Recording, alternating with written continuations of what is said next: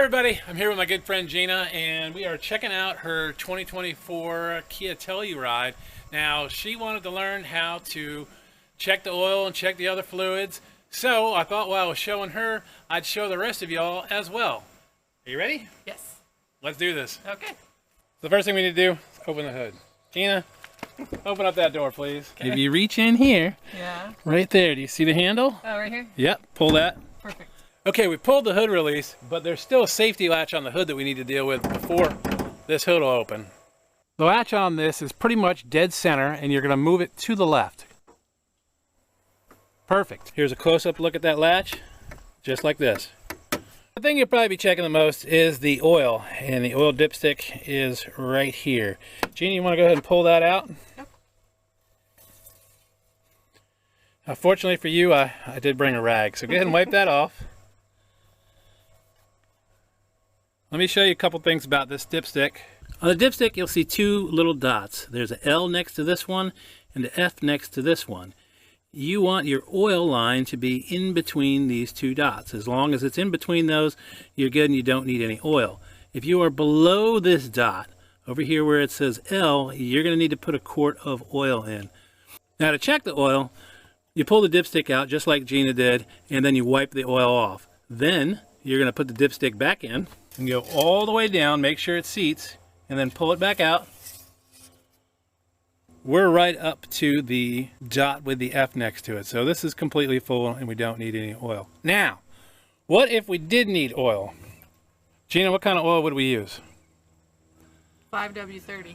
And where did you find that information? On the oil cap. That's right, it's right on the oil cap, so you don't have to remember what kind of oil you need. You just have to remember that it's on the cap. And to put oil in, you just open this up and pour it right in. Probably want to use a funnel. Let's say you run out of windshield washer fluid. Here's where it goes. Looks like that'll probably take most of a gallon. You have two places you can put in antifreeze. Right here at the radiator, which I do not recommend, or over here at the overflow. Looking at the overflow, you do have an L line and an F line, so low, full. As long as you're in between it, you're good. If you're beneath the L line, you want to go ahead and put some antifreeze in here. So in the owner's manual, it doesn't really specify what kind of antifreeze to use, but since there's pink antifreeze in here already, I'd probably go with the pink antifreeze instead of the green, and probably not GM's Dexcool. This is your master cylinder for your brakes, and this also has a max line, and all the way down here is the minimum line. Now you're going to use .3 or .4 brake fluid, and if you forget what that is, it's right there on the cap.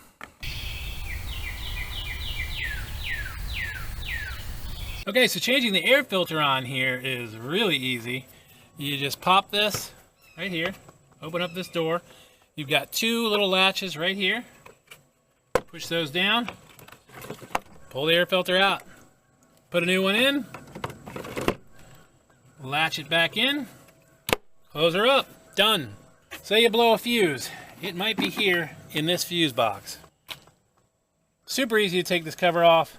Here, here, lift. So I bet you thought we were done with the fuses. Nope, there's more. We're gonna go right in here to the driver's area and pull this out, and way up in there, you'll see some little tiny fuses. You can see the description of the fuse right here on the fuse panel door.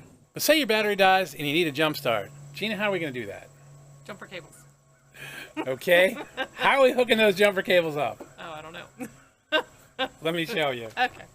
So in many cases what you do to jump start a car is you would hook the positive to the positive, and you'd hook the negative to the negative. In this vehicle, that's not how we're gonna do it. We're gonna open up the positive here, like this. We would hook this right here to this metal tang. But the negative, we're not gonna hook to the negative post on the battery. They have this covered for a reason. They don't want you to hook it to this. You can hook it over here to this bare metal bolt. Now, don't put it on the painted nut right here. That's not gonna help you any. It's gotta be bare metal. There's a couple other bare metal spots underneath here, but this is probably what I'd use. One final thing you may wanna change on your own is the cabin filter. We're just gonna open up the glove box. This hinge right here, twist it counterclockwise and pull it out.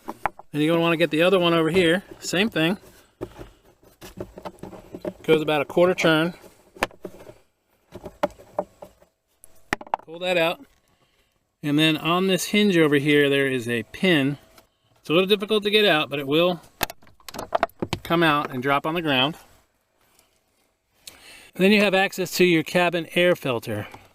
This little latch right here, you're going to push down all the way till that you can see the door is loose. Then the other side, we're going to do the same thing. We're going to lift that up.